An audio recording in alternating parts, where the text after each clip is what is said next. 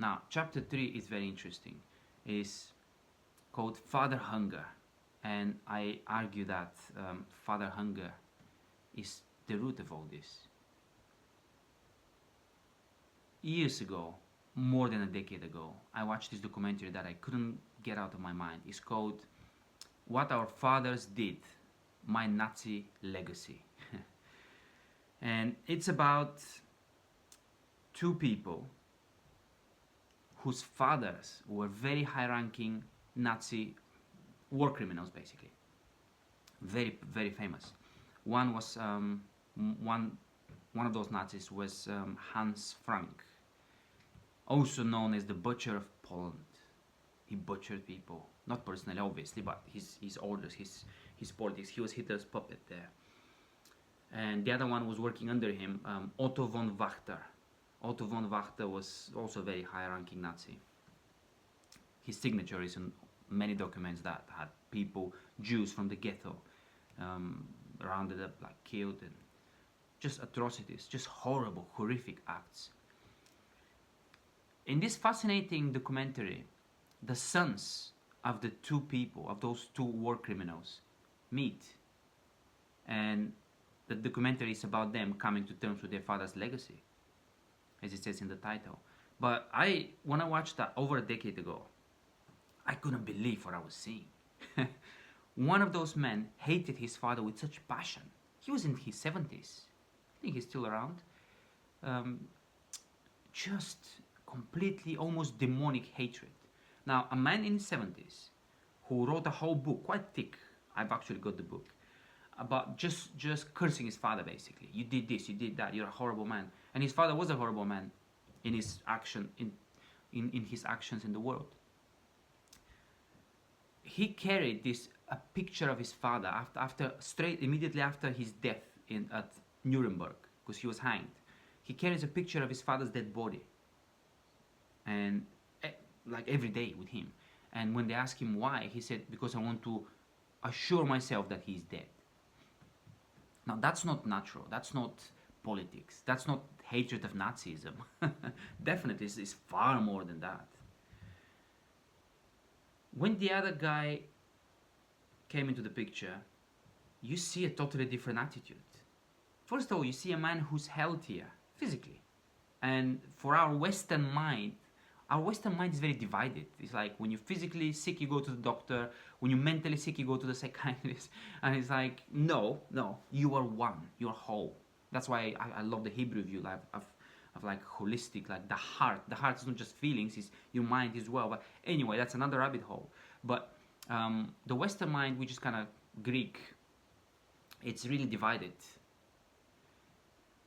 And that's why we're at war in ourselves. We think we're at war with our true selves, but actually we're at war with things that are not meant to be part of ourselves, with desires. So that's a different story, but I just want to give you a picture. It's like, okay, we don't have it all together in terms of our outlook.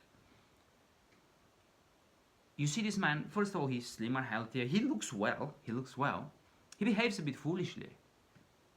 That's the second thing that struck me, because he, either foolishly or there's more behind the scenes, which there is, he more or less defended his father. He didn't defend his father's actions, obviously being a Nazi. He didn't say that this was good, but he said my father was a good man, and he actually tried to change the system on the inside. He even said that.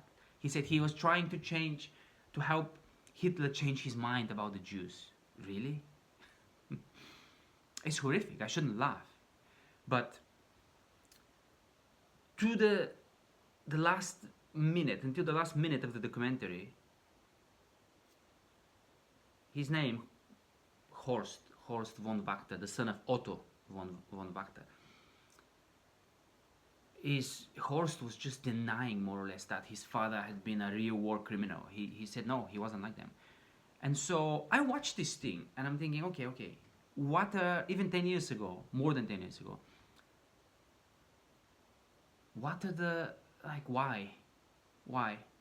And there were people denouncing him. They said, oh, maybe Horst is a Nazi like his father. Do you think Horst is a Nazi? Said the interviewer. But it's like, no, there's more than that. that willful blindness, there's something behind that. So the first person, the son of Hans Frank, whose name is Nicholas Frank, and I bless both those men. I have nothing. It's not a personal thing. It's just observation of their personalities and their attitudes. It's an analysis, shall we say. So it's not a personal thing. I'm not attacking them at all. I mean, I've got these things within me, but I've been dealing with them, and that's why I'm passionate about these things. So the son of Hans Frank, the butcher of Poland,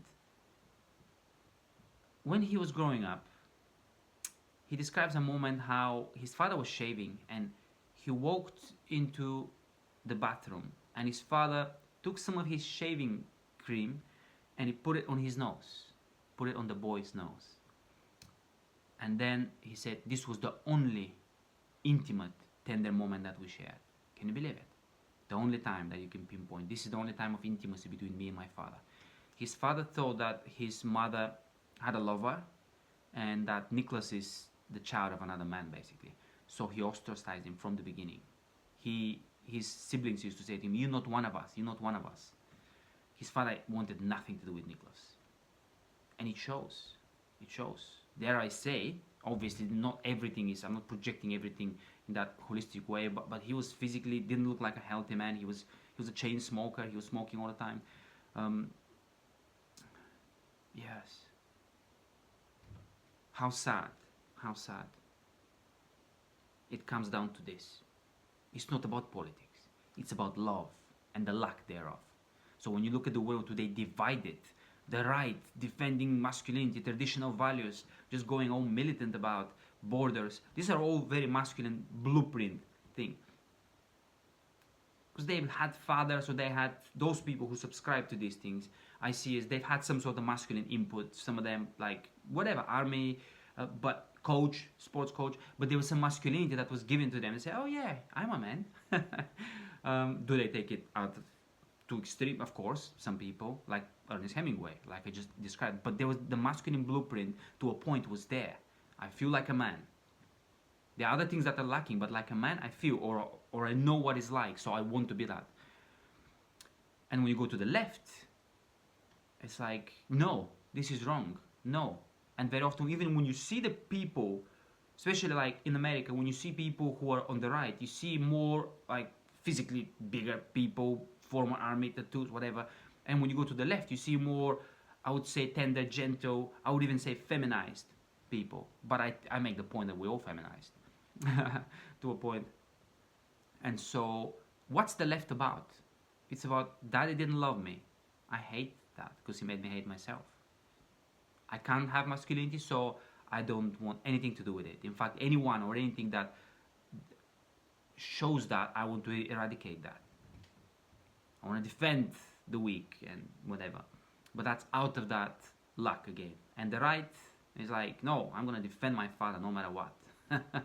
So they think they're defending values. Very often is I'm defending the fatherland.